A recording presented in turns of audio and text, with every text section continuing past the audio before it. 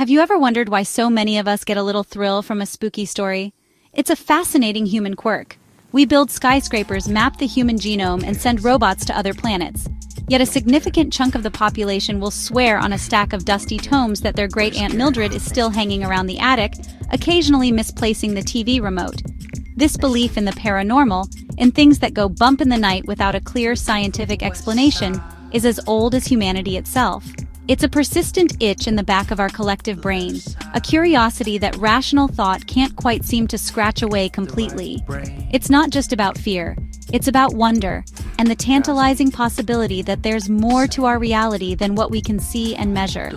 This fascination isn't a fringe hobby anymore, it's a mainstream spectacle. You can't flick through television channels without tripping over a ghost hunting show where grown adults whisper at empty corridors in night vision. Podcasts dissecting UFO sightings, mysterious disappearances top the charts, and social media is flooded with shaky videos of supposed phantoms.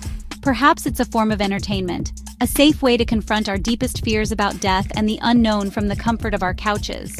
Or maybe, just maybe, it's because enough people have experienced something, a whisper in an empty room, a shadow in their peripheral vision, that they simply can't dismiss. The sheer numbers are quite staggering when you dig into them. Polls consistently show that a hefty percentage of people, often around 1/3 to nearly half of the population in Western countries, believe in ghosts. A similar number believe in UFOs as extraterrestrial craft. These aren't just one-off beliefs. They form a complex tapestry of ideas about life, death, and the universe. When your most logical, down-to-earth friend tells you, with wide-eyed sincerity, that they saw a full-bodied apparition at the foot of their bed, it's hard to simply pat them on the head and talk about sleep paralysis, even if that's the most likely explanation. The allure might stem from a fundamental human desire for meaning and continuation. The idea that consciousness might persist after the body fails is a deeply comforting one for many. It suggests that our relationships and identities aren't just erased at the moment of death. The paranormal, in this sense, offers a kind of spiritual or existential backdoor, a hint that the rules of biology and physics as we understand them might not be the whole story. It's the universe leaving the door cracked open, inviting us to peek through and wonder what lies on the other side. And who really can resist taking a little peek?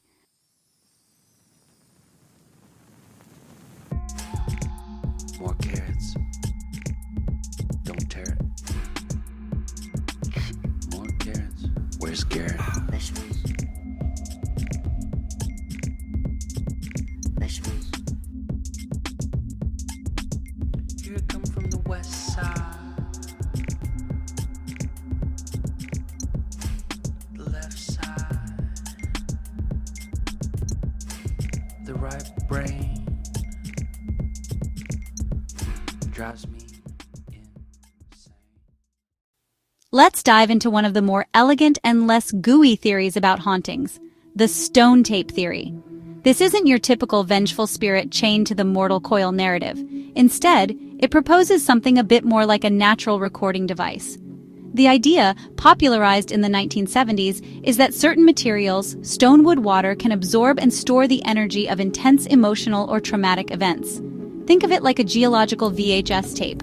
A dramatic event happens, a murder, a tragic death, a moment of extreme joy or sorrow, and the environment itself somehow records the moment, imprinting it onto the very fabric of the location. What people then experience as a ghost isn't a conscious entity at all. It's a playback. It's a residual haunting, an echo of the past replaying itself under certain atmospheric or energetic conditions.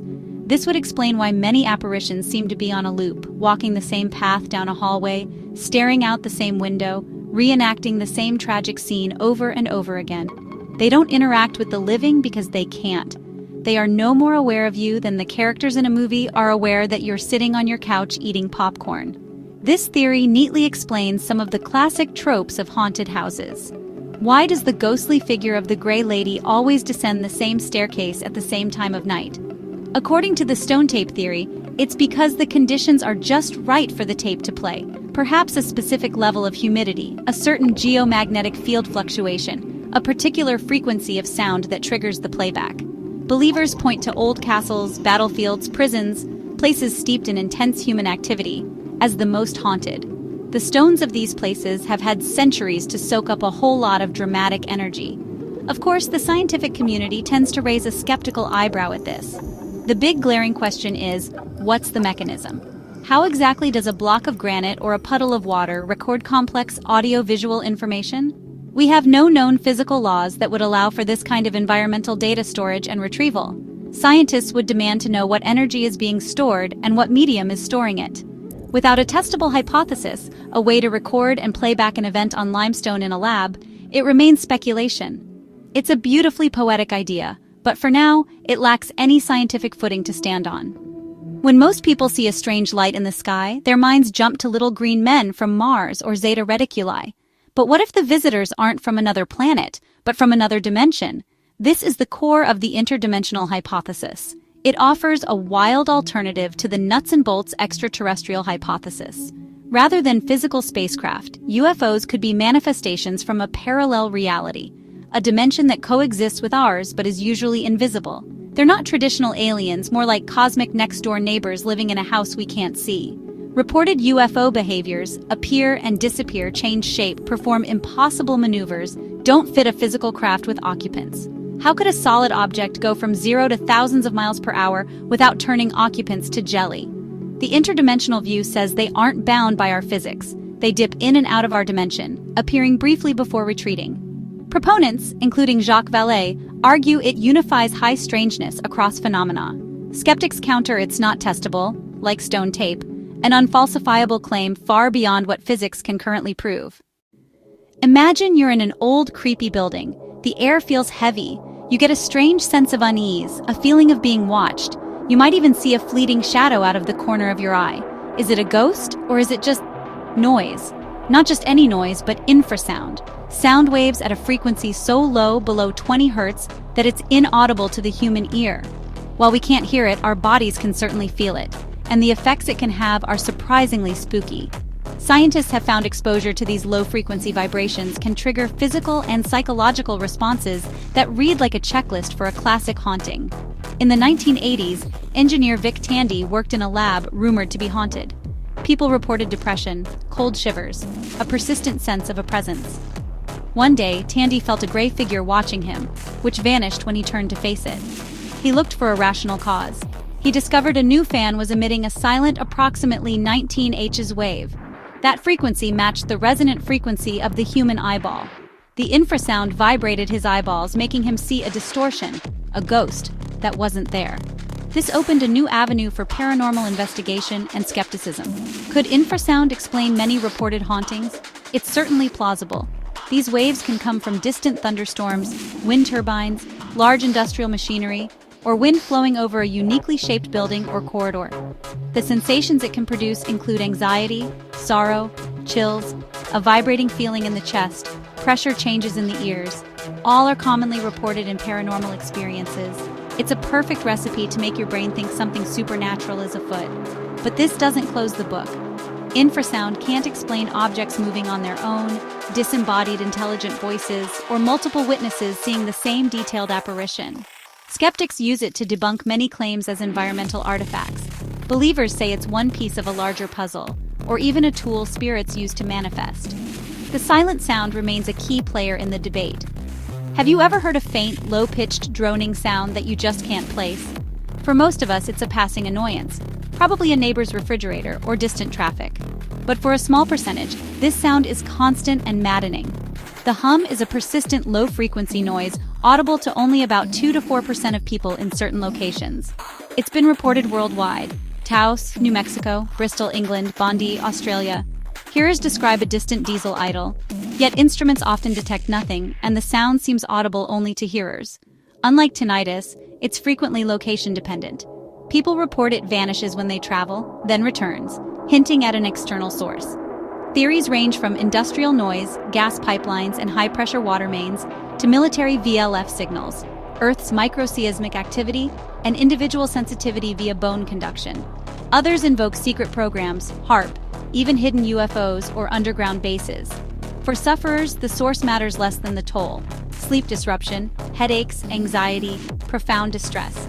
The hum remains a genuine, documented mystery, a strange-sounding crack in the veneer of our quiet world. This next theory takes a sharp turn from spooky mansions into high-level philosophy and computer science. It's the simulation hypothesis asking a profound question. What if our entire reality is an advanced computer simulation? Think of The Sims and Grand Theft Auto. Then imagine processing power so immense the characters become conscious. Characters within the game, that's us, develop consciousness and truly believe their world is real. Discussed seriously by philosophers like Nick Bostrom and tech visionaries like Elon Musk.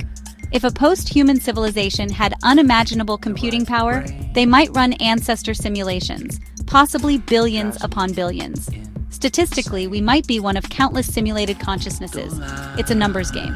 If true, paranormal events could be glitches in the code, ghosts as rendering errors, UFOs as an admin cursor or physics bug, déjà vu as a system reboot or duplicated code, unexplained events reframed as technological bugs. But it's unfalsifiable at our level. Any evidence could be part of the program, a philosophical Mobius strip. Critics say it oversimplifies consciousness and raises questions. Who are the simulators? What's their reality? What if they turn our game off? A theory both terrifying and oddly comforting. This theory delves into the power of the human mind, suggesting that we can, quite literally, think things into existence. Let's start with the concept of a tulpa. Originating from Tibetan Buddhist traditions, a tulpa is a being or object created purely through mental discipline and concentration. It's an imaginary friend given so much focused thought that it begins to take on a life of its own, becoming an autonomous entity that can be seen and heard, sometimes even by others. The practice, known as tulpamancy, has resurged online with people claiming sentient companions acting independently in their minds. Expanding this is the egregore, a collective tulpa, an autonomous psychic entity formed when groups focus thoughts, beliefs, and emotions on the same idea. Think of a national mascot, a corporate brand, or a religious deity. As collective energy accrues, the thought form gains a kind of non-physical influence, feeding back to shape the group's behavior. Could a famous haunting be fueled by millions believing it's haunted? The egregore manifests subtly, reinforcing the belief that created it. Slender Man began as fiction, took on a life of its own, inspiring real-world belief and even tragic actions. Skeptics frame tulpas as induced dissociation or structured self-hypnosis, and egregores as metaphors for groupthink, cultural identity, and shared narratives. No need for psychic entities when social psychology suffices. Nevertheless, the idea that focused collective consciousness might nudge reality blurs the line between our inner world and the outer one. We're scared. You probably remember the children's book series about the bear family, the Berenstain Bears, right? Or is it the Berenstain Bears? Many people swear with 100% certainty they remember it with an ein at the end. Yet if you look it up, it has always been Berenstain. This is the most famous example of the Mandela effect, a phenomenon where a large group of people collectively misremembers a specific detail or event. The name comes from thousands recalling Nelson Mandela dying in prison in the 1980s. They even remember news clips and TV specials that never happened. The conventional scientific explanation is simple. Memories are reconstructive and suggestible. Confabulation and social reinforcement can overwrite uncertain recall. But a paranormal theory says this is evidence of parallel universes. The idea, we sometimes shift between infinitesimally different realities. In another universe, it really was Berenstain Bears. In another, Mandela died in prison. Those people aren't misremembering. They're recalling from a reality they slipped from. Their consciousness shifted timelines, bringing old memories with them. This connects to the many worlds interpretation of quantum mechanics. Every measurement spawns branches. But applying that to misremembered movie lines is a massive leap. Skeptics favor psychological explanations. No need to invoke infinite universes for a misspelled children's book. But the thought that glitches could be windows into alternate timelines is deeply alluring. We have journeyed through strange back alleys of thought, ghostly tape recordings, interdimensional visitors, simulated realities, glitches in the Matrix. We've explored how a low hum or a trick of the eyeball can create a convincing haunting, and how science tries to pin these elusive phenomena with explanations like infrasound and the fallibility of memory.